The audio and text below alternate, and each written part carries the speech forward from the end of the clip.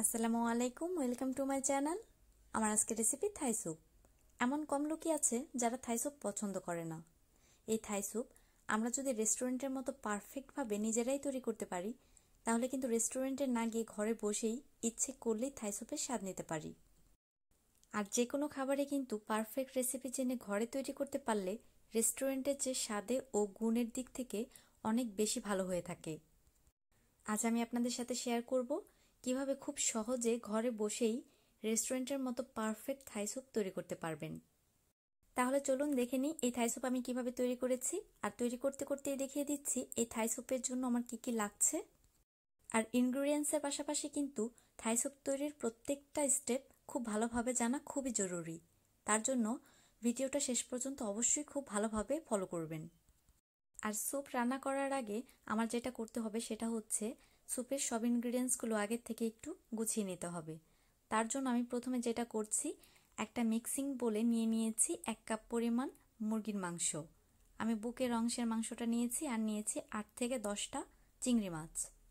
আমি একটু বড় সাইজের চিংড়ি মাছই নিয়েছি, আপনার ইচ্ছা করলে আরেকটু ছোটও নিতে পারেন। পরিষ্কার করে রেখেছি আর মাংসটা এভাবে কেটে রেখেছি। আপনার ইচ্ছা করলে মাছ বা মাংস একটা দিয়েও করতে পারেন। দিয়ে দিলাম হাফ চা চামচ পরিমাণ লবণ, দিচ্ছি 1 চা চামচ পরিমাণ পাপরিকা পাউডার। আপনার ইচ্ছা করলে শুকনো মরিচের গুঁড়োও দিতে পারেন, কিন্তু পাপরিকা পাউডার দিলে স্যুপের কালারটা খুব সুন্দর আসে। আর দিলাম 1 চা চামচ পরিমাণ আদা ও রসুনের পেস্ট। এখানে আদা ও রসুন সমান সমান পরিমাণে রয়েছে। এখন সবকিছু খুব ভালোভাবে মিক্স করে নিচ্ছি। মিক্স করা হয়ে গেলে এখন আমি এটাকে রান্না করার আগ পর্যন্ত রেখে দিচ্ছি। এখন একটা বোলে নিয়ে নিচ্ছি 3 টেবিল চামচ পরিমাণ কর্নফ্লাওয়ার। আপনার ইচ্ছা করলে কর্নস্টার্চ দিয়েও করতে পারেন। এখন হাফ কাপ পরিমাণ নর্মাল পানি দিয়ে এই কর্নফ্লাওয়ারটা খুব ভালোভাবে গুলে নিতে হবে। খুব ভালোভাবে গুলতে হবে, না হলে নিচে দলা বেঁধে থাকবে। গোলানো হয়ে গেলে এটাকে আমি রেখে দিচ্ছি। এখন অন্য একটা বোলে নিয়ে নিয়েছি 2টো ডিমের কুসুম। এই স্যুপে শুধু কুসুমই লাগে। এটাকে খুব ভালোভাবে ফেটে রেখে দিচ্ছি। এখন যেটা করছি সেটা হচ্ছে 2টো লেমন গ্রাস এইভাবে ছুরি দিয়ে থেতলে নিচ্ছি। এভাবে থেতলে নিলে লেমন গ্রাসের সম্পূর্ণ ফ্লেভারটা বেরিয়ে আসে। এখন লেমন গ্রাস দুটো আমি এভাবে আড়াআড়ি করে কেটে নিচ্ছি। দেখতে পাচ্ছেন আমি কিভাবে কাটছি। একটা মাশরুম কেটে নিচ্ছি। আমি এখানে ফ্রেশ মাশরুম নিয়েছি, আপনার ইচ্ছা করলে ক্যানেরটাও নিতে পারেন। আবার যদি কেউ পছন্দ না করেন তাহলে স্কিপ করতে পারেন।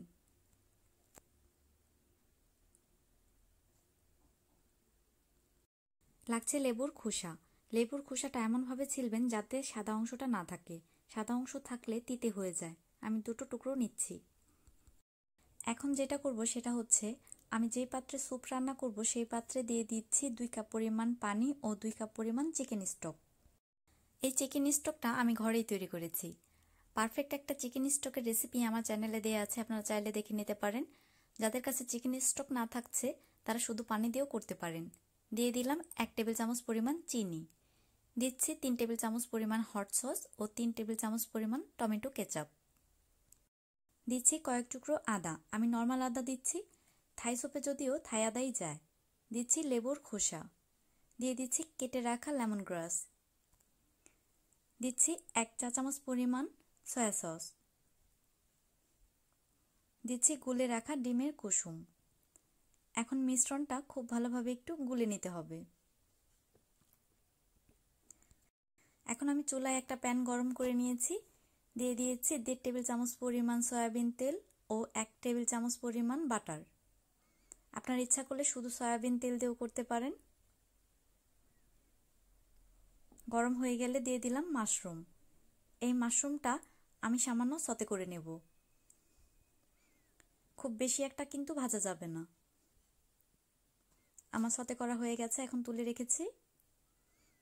ওই বাটার আর তেলের মধ্যে দিয়ে দিলাম মুরগির মাংস ও চিংড়ি মাছ। এই মাংস ও চিংড়ি মাছটাকে একটু ভেজে নেব। একটু হালকা করে ভাজবো, খুব বেশি একটা ভাজবো না। এরকম ভাজা হয়ে গেলে তুলে রাখছি। এখন গুলে রাখা মিশ্রণটা আমি চুলায় বসিয়ে দিয়েছি। জালটা মাঝারি আঁচে রেখেছি। একটু যখন গরম হয়ে উঠবে তখন দিয়ে দিচ্ছি গুলে রাখা কর্নফ্লাওয়ার। কর্নফ্লাওয়ারটা দেওয়ার পরে ঘন ঘন নাড়তে হবে, না হলে নিচে দলা বেঁধে যাবে। এভাবে নাড়া অবস্থাতেই দিয়ে দিলাম মাশরুম।